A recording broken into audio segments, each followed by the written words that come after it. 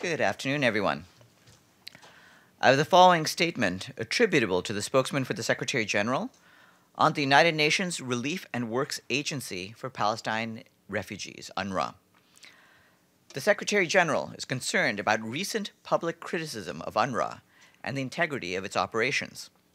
He wishes to express his support for UNRWA and his admiration for the role it plays in delivering essential services and protecting the rights of millions of Palestine refugees across the Middle East. UNRWA is mandated by the General Assembly, whose members have repeatedly acknowledged the agency's unique contribution to peace and security in that region. UNRWA operates in the front lines of difficult conflict situations and provides education for 500,000 refugee girls and boys, teaching them human rights and tolerance. Its education and relief activities contribute critically to stability in the region. The Secretary General calls on all member states to continue their support to the agency in order for UNRWA to be in a position to fulfill impartially and efficiently its essential role and to implement its humanitarian mandate to serve Palestinian refugees until a just and durable solution to their situation is found.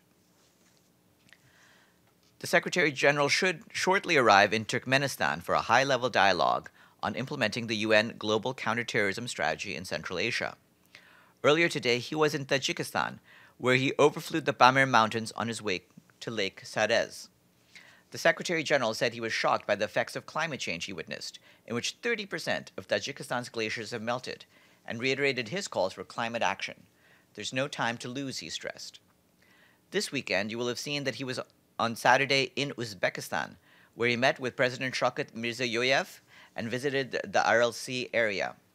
Visiting the Aral Sea and seeing what was the fourth largest inland sea in the world almost dead has caused a tremendous shock, he said, calling it probably the biggest ecological catastrophe of our time. He asked to use the Aral Sea as a symbol of how humanity can destroy the planet and to make it a lesson for us all to be able to mobilize the whole international community to implement the Paris Agreement in order to make sure that tragedies like it will not be repeated. And yesterday, he was in Kyrgyzstan, where he participated with President Almazbek Atambayev in a high-level forum on Tazakom, a project on public service supported by the UN Development Program, dedicated to bringing the Sustainable Development Goals to all the citizens of Kyrgyzstan. He said that public service is a critical component for achieving the SDGs, but we need to pioneer new approaches, work differently, take risks, and innovate through training in new skills, building the capacities of the public sector, and seizing the potential of technological innovations. In Kyrgyzstan, the Secretary General also traveled to Osh to commemorate the June 2010 events and meet with civil society representatives. The Special Representative of the Secretary General for the Central African Republic, Pafe Onanga Anyanga, briefed the Security Council this morning. He said that the intensity of recent attacks, the fact that they are premeditated, and that they target ethnic minorities reminds us of the darkest moments of the crisis in the country. The new troubling component is the systematic aggression against peacekeepers. Mr. Onanga Nyanga said that the Central African Republic is on a path to incremental peace that will be achieved if we stay the course. However, he said, this will not be enough. He noted that we are now in a critical phase and that the UN mission must continue to consolidate progress towards peace. Mr. Onanga Nyanga called for the Central Africans to unite around common objectives. And the Assistant Secretary General for Human Rights, Andrew Gilmore, also briefed on the new Human Rights Mapping Report in the Central African Republic. He stressed the need to send an unequivocal message to the perpetrators of violations that they will be held accountable. We have their remarks in our office, and Mr. Onanga Anyanga will be the guest at tomorrow's briefing. From Mali, further to what we said on Friday on the attack against peacekeepers in KIDAL, the UN mission reports that a peacekeeper who had been missing after the attack was found dead on Saturday. This brings to 4 the number of peacekeepers who have been killed in the attack. The 8 injured peacekeepers have been treated at the UN hospital in KIDAL and are in stable condition. We join the mission in extending our condolences to the families of the victims and to the people and government of Guinea. Our humanitarian colleagues tell us that on Saturday, the 10th of June, airstrikes and artillery shelling on Syria's Raqqa city reportedly killed 41 people and injured dozens more. Heavy fighting has reportedly led to massive displacement in and around the city, with more than 100,000 men, women, and children displaced in the month of May alone. Since fighting resumed in November last year, some 80,000 children have been internally displaced and are now living in temporary shelters and camps. The UN remains concerned about their protection, particularly in Mabruka camp. We remind all parties to the fighting of their obligations to protect civilians under international humanitarian law. And the UN UN assistance mission in Afghanistan today welcomed Undersecretary General Jan Kubiš to Kabul, where he will be completing a strategic review of the mission and its work over the next 2 days. Mr. Kubiš, who is a former head of UNAMA, was in Kabul for 1 week last month, conducting meetings with national and international stakeholders. In his current visit, he will follow up with those stakeholders, in particular, President Ashraf Ghani. The strategic review will be submitted to the Security Council early next month. In Geneva, the UN refugee chief, Filippo Grandi, today called for a massive increase in places available for refugees in third countries. At the opening of UNHCR's annual resettlement consultations, he urged governments to deliver places for refugees in line with commitments made in the New York Declaration for Refugees and Migrants last September, stressing that global resettlement needs outweigh the places made available by governments by a factor of 13 to 1. According to UNHCR, close to 1.2 million refugees need resettling globally, but only 93,200 places in resettlement countries are expected to be available this year, 43% fewer than in 2016. For refugees from sub-Saharan Africa, the situation is especially acute, with just 18,000 available places for more than 500,000 refugees. The World Food Programme today issued an urgent call for $1 billion to help 20 million people at risk of starvation in northeastern Nigeria, Somalia, South Sudan, and Yemen. These funds, which would cover the next 6 months, must come now, as delays would result in needless suffering. WFP says 3 of the 4 countries facing famine are entering the so-called hunger season, the annual period when food from the last harvest runs out and the death rates among children spikes. WFP also stressed that any blocking of aid by any group translates into the suffering and death of the innocent, adding that using food as a weapon of war is unacceptable. UNICEF and the World Health Organization have welcomed pledges by countries and health partners for $1.2 billion to eradicate polio. 30 years ago, polio paralyzed more than 350,000 children a year in more than 125 countries. But thanks to the extraordinary efforts of governments, health workers, and donors, and the Global Polio Eradication Initiative, the virus has now been eliminated in all but 3 countries. Those 3 are Afghanistan, Nigeria, and Pakistan. There have been only 5 cases to date so far this year. UNICEF's Executive Director, Anthony Lake, said that we are together truly on the verge of eradicating polio from the planet, but only if we work relentlessly to reach the children we have not yet reached. For her part, WHO Director General Dr. Margaret Chan said that eradicating the virus will be a perpetual gift to coming generations. Today is the World Day Against Child Labor. This year's theme spotlights the need to prevent child labor during conflicts and disasters. Around the world, 100 million children and young people are affected by disasters each year, and 230 million live in areas affected by armed conflict.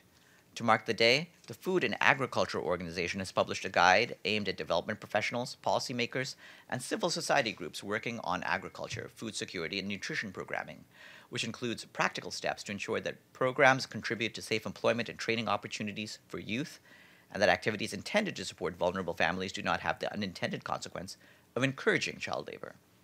More information is available on the FAO website. And today I'd like to thank Rwanda for its full payment to this year's regular budget. The total on the honor roll now stands at 105.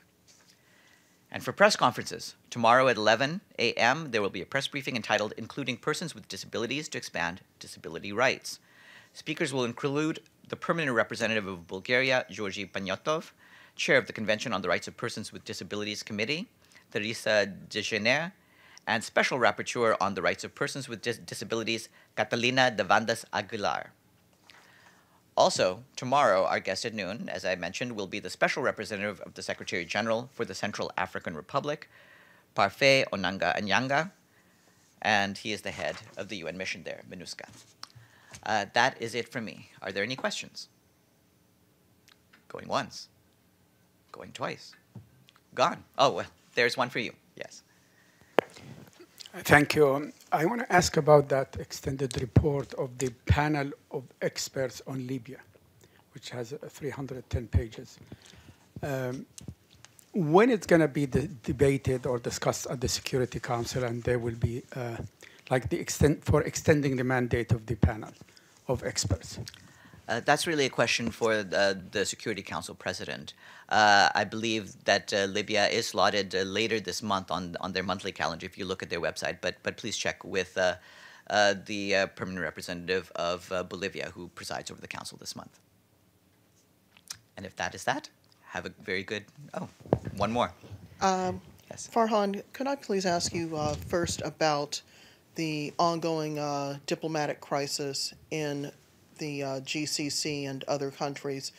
The chair of Qatar Airways is asking for UN intervention, particularly IOCA, to get involved in the situation because his allegation is that the blockade is a violation of a convention which some of the GCC member countries have signed, and it's having a direct impact, obviously, on the free movement of aviation in the region.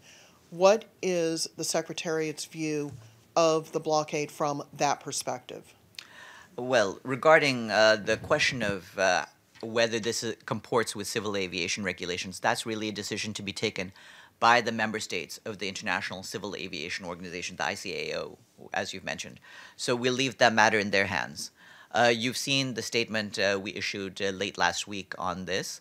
Our concerns remain the same, and the Secretary General and his senior officials are in touch regularly to see what can be done to help restore the relations that had been in place prior to this crisis. A follow-up, are you able to outline with whom the Secretary General and his aides have been in contact?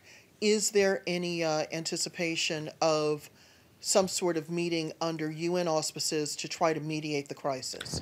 No, I don't have anything to announce on that. And regarding the meetings at this stage, I'll just leave it at a more general sense. He has been in touch with people, as have other UN officials, but we're not going to specify the nature of those conversations. Yes. Remember last week the Secretary General issued a statement saying that he's willing to mediate if called by all parties. Was there any reaction from the parties for his call? I don't speak for the parties, so you'll have to check on them on their reaction. There's nothing. No, I mean if there's nothing from our standpoint. SG's office received any communication. Further to what we said last week, there's nothing new to say about that particular development. And could I follow up Yes. on the statement that the SG supports the work of UNRWA?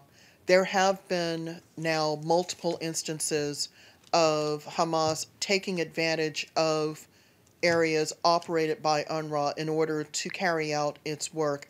Does the Secretary General share, in this case, Israel's concerns that UNRWA is being exploited for the use of an organization that is opposed to Israel's existence? And what can the Secretary General and the General Assembly do to try to address these concerns? Well, regarding that, you're aware that the UN Relief and Works Agency, UNRWA, did discuss last week this tunnel that it had discovered underneath two of its schools in Gaza. UNRWA condemns the existence of such tunnels in the strongest possible terms. It's unacceptable that students and staff are placed at risk in such a way.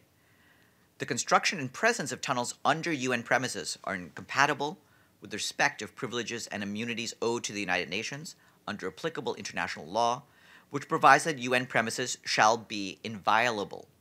The sanctity and neutrality of UN premises must be preserved at all times.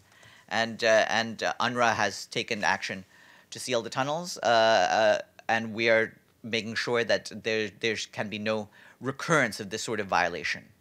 Is there any way to shore up UNRWA's resources in order to help it better protect its facilities and so that things such as the tunnel under the schools doesn't happen again? Well, UNRWA is taking the steps it can take to make sure that that this doesn't happen. But ultimately, what needs to happen for that is that the parties on the ground all have to respect UNRWA's neutrality. They cannot and must not violate it. Yes. Well, on the same topic, UNRWA has been using textbooks that do not recognize the principle of a two-state solution. There's just a map of Palestine from river to sea. The excuse or the rationale is that that is what the host, quote, country or host state, which I guess is Hamas-controlled Gaza, is demanding. Why hasn't the Secretary General at least reflected concern about UNRWA's participation in an educational program for children that undermines the very principle of the two-state solution that he and, of course, the UN in general have espoused consistently? Well, the relationship between UNRWA and its hosts is an issue that's complex, and we'd let you deal with our UNRWA colleagues about that. What they try to do in the places where they operate is to encourage the instruction of tolerance, and they do try to teach messages of tolerance in all the curricula in the countries where they operate. But you know that, I'm sure you know that that has not actually happened in the schools in Gaza, and I understand you say that UNRWA might be the first place to go for a response. Their response was to give in to the demands of Hamas on this. Why can't the Secretary General, in his support, overall support for UNRWA, at least urge that, if you talk about UNRWA's neutrality, that it will not in any way participate in the undermining of the two-state solution principle? As the Secretary General pointed out in the statement I've just read, UNRWA does in fact try to provide education for 500,000 refugees, teaching them human rights and tolerance. We push for that wherever it operates, and will continue to do so. There are complex issues involved in terms of dealing with your educational partners, but like I said, the specifics of that, I would leave that in the hands of my colleagues in UNRWA. I have to follow up on that, because at least the Palestinian Authority, rhetorically at least, supports the two-state solution, and it presumably speaks for, quote, the state of Palestine. So even though Gaza is territorially under the control of Hamas, Hamas is not the recognized government of the Palestinian Authority, and therefore isn't the fact that these textbooks, which contradict the principle of the two-state solution, do not recognize Israel in any respect, contrary not only to the UN's stated principle, but also to the, quote, host state. And I don't understand why you're pushing this off just to UNRWA. This goes to a core principle enunciated by the Secretary General himself, the two-state solution, which UNRWA is participating in undermining. UNRWA is not participating in undermining. Yes, it is. If it has textbooks. Like I said, it tries to work with the educational authorities on the ground. It's a complex endeavor in terms of working with teachers and educational authorities in the places where it operates. But UNRWA tries, wherever it operates, to encourage messages that uphold the goals of the UN, including those of human rights and of tolerance. Yes? Thanks. Sorry to skip back and forth between our two main topics today, but going back to Qatar, most of the focus I've heard coming from the UN the past 7-8 days has been on the political side, whether or not there'll be some sort of political mediation. But I'm curious, on the humanitarian side, we've seen some countries bringing in food. Is the UN receiving any information about the humanitarian situation, or is the view now that this is not dire enough for the UN to be appealing to other countries to help? This should just be handled on sort of a voluntary basis. Well, this is nothing on which we've directly involved ourselves at this point. If that changes, we can certainly let you know. Yes? The humanitarian situation in Yemen is getting worse. Do you have any updates on any call to the international community and NGOs, humanitarian agencies? Well, regarding that today, we have received information from our humanitarian colleagues about the continued rise in the number of suspected cholera cases in Yemen. Over the weekend, the number rose by a quarter to almost 125,000 persons and led to 923 cholera-associated deaths. And we've been appealing for increased funding for water, sanitation, and hygiene programs in order to deal with the situation. Nearly 3.5 million people across Yemen have been reached with assistance to disinfect water, rehabilitation of water supply systems, and hygiene kits. Have a good afternoon, everyone.